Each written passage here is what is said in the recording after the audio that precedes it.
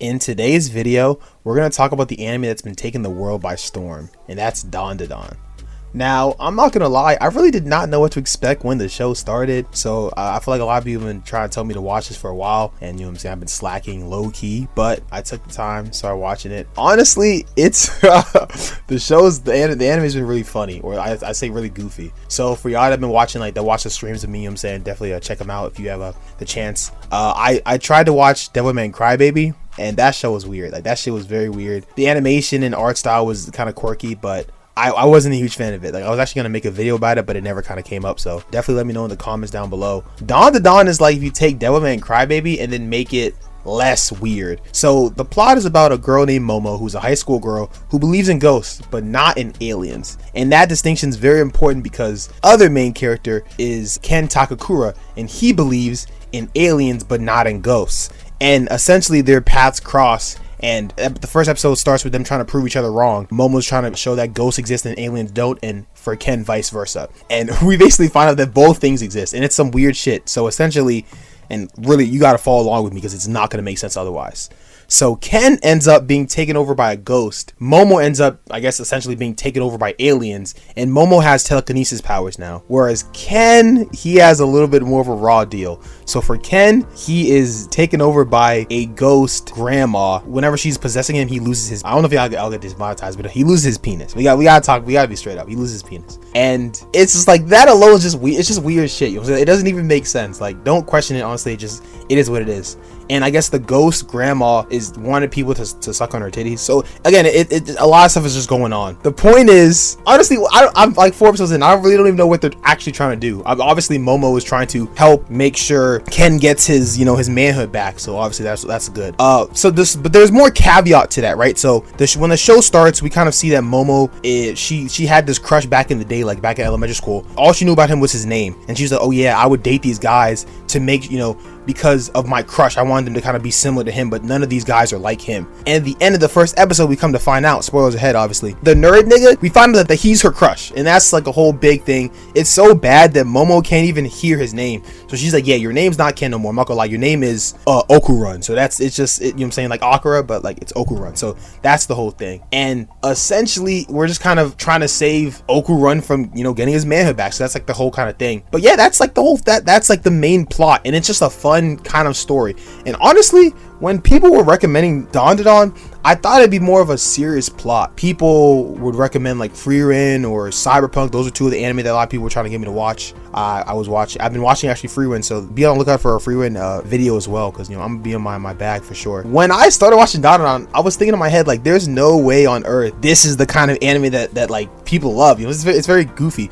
I do definitely kind of enjoy it because I think it definitely gives us anime fans like a different vibe. Like, this is not Demon Slayer, this is not Tokyo Revengers, and you know what I'm saying, shout out Tokyo Revengers because that shit was decent as hell. It's not like those series. It's a lot more goofy, and you can kind of turn your brain off a little bit. I'm assuming that as we go further in the story, there'll be more things that go along with it, but that's cool. Also a standout character, you know what I'm saying, shout out Momo's grandmother, you know what I'm saying, I think it's Ayase or Asai, I think it is, or something along those lines. That, like, Momo's grandmother, I ain't gonna lie, she's decent. She really is tough in terms of like her abilities of fighting. Obviously so it's anime, so like, even though she was a grandmother, she doesn't look like she's a grandma. She looks like she's 30 or something. She has hands, and we kind of find out that Momo growing up, she had to do all these weird rituals because her grandma's like, yo, believe in ghosts, and ghosts are very dangerous. Like, you hear all these stipulations and all these countermeasures we have to ensure so ghosts don't run up on us. And Momo basically was like, yeah, nah, I don't rock with that. I don't like, she didn't believe in ghosts at first, and it's not that she didn't believe in ghosts, she just didn't like that she got bullied. And one of her things is she hates kind of getting bullied, and she hates people making, she said that she hates when people make fun of her grandmother, so she's not a big fan of that. Funny enough, Ken actually back in the day made fun of it, so that's kind of a fun thing. But nah, Momo's grandmother, she was putting in work. Like, there was obviously, I think it was episode 4 or so, when they were trying to take down the ghost, I don't know, the genital ghost, or whatever you want to call her. When they were trying to take her down, like, the grandma was putting in work. She was like, yeah, y'all gotta train. This is how you gotta go about it. So it's just, what I'm saying, it's just a bunch of stuff that goes into it. Even they try to pull up on her crib, and it's like she had the little, I guess there's like a talisman to keep supernatural ghosts and curses away. It's like, damn, she's really like that. She's got that shit on deck.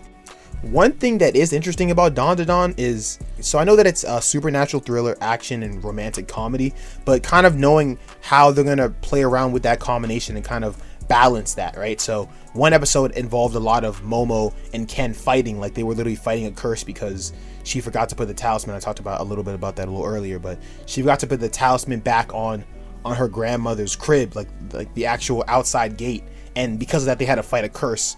So we saw a little bit of that, but for the most part it's not a lot of action, right? So there's different aspects, there's like the 3 different genres. So I wonder how it's gonna balance out. I'm kind of curious on if it's like gonna be as the series progresses, it's gonna be a lot more battle intensive, or is it gonna be very like thriller with like little bits of action, and obviously the overarching plot of the romance between Ken and Momo, like is that going to be the main thing with their characterization, or is it going to be them kind of fighting ghosts and fighting potential aliens as well? Like I kind of want to see how that balances out. I think that's pretty interesting to me overall. So one of the reasons I kind of harped on it, the anime threw me for a surprise or for a fastball, was because when a lot of people recommend me certain anime, or like you have to watch this anime, you have to watch this, it kind of has a certain vibe to it, a certain feeling, you know, like, oh, I remember people would tell me you have to watch Tokyo Revengers, you have to watch JJK, you have to watch Cyberpunk. I can kind of feel and see the resemblance between other anime and get the feeling of, okay, this is like an action anime or an adventure anime, or there's this mystery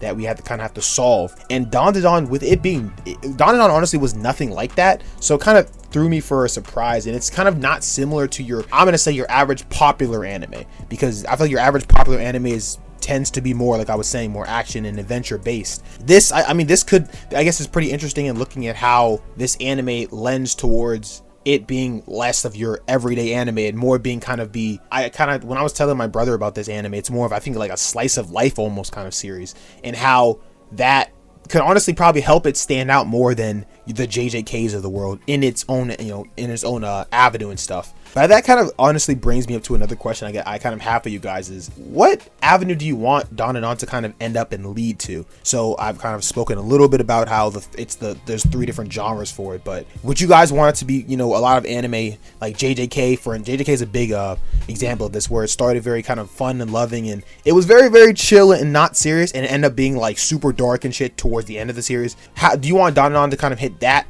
trajectory where it's kind of the action starts to build up, or do you want it to be like a slice of life, like a Spy X Family, which that joint low-key, I don't know if it fell off, but I stopped watching that, I can't lie. Do you want it to become more, it's more like that, where it's very everyday, this fun little plot that's gonna happening, or do you want it to be some thriller, Death Note ass mystery that kind of happens? Like I feel like those are the 3 of, obviously it could go into a million different directions, but those are the 3 avenues I'm kind of seeing so far. Like which would you kind of want it to end up as? I think I like that or not. It's a very fun, interesting anime. Like I really didn't expect this when kind of starting it, but nah, it's been cool for sure.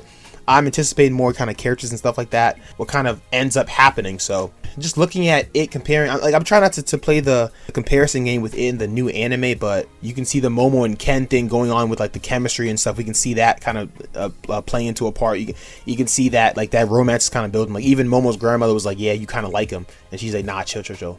And even when she thought that her grandmother killed Ken, like she was tweaked, she was kind of, she was teed up. She's like, damn, like you really killed him. And then come to find out, she's like, yeah, you're not dead. And it's like the nigga was like, bro, why are you mad that I'm dead? Like it's a really fun series. Like I'm not gonna lie, y'all really should.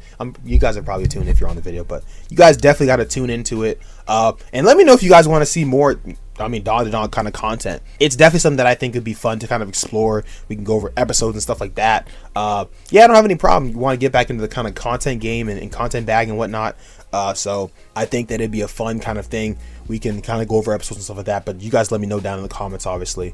But yeah, Dandadan, it gets a good grade in my book. I'm not gonna lie to you. No, I think shout out my man's Kareem. He definitely told me that he was like, yo, I don't think that you should watch it because it's a lot like Devilman Crybaby. I think it's, and I was like, hey man, I don't know if y'all know this, but something about me is like, if you tell me not to watch it, it's like I kind of had. So I was already kind of put in a position where I had to watch it at that point. So luckily it turned out, good that I actually enjoyed the series. I'm enjoying the series so far. But yeah, for sure. So again, I really want to specify how like weird and like quirky but fun it is. So it definitely threw me by surprise for sure. But I'm definitely enjoying it. So I'm honestly excited for more episodes and whatnot. But let me know what you guys think about Dandadan, because I'm not caught up on any of the manga and stuff. So let me know what kind of led you guys to watching it and what you guys think about the series overall. Don't forget to like, subscribe, and hit that bell notification. But I'm out, so peace.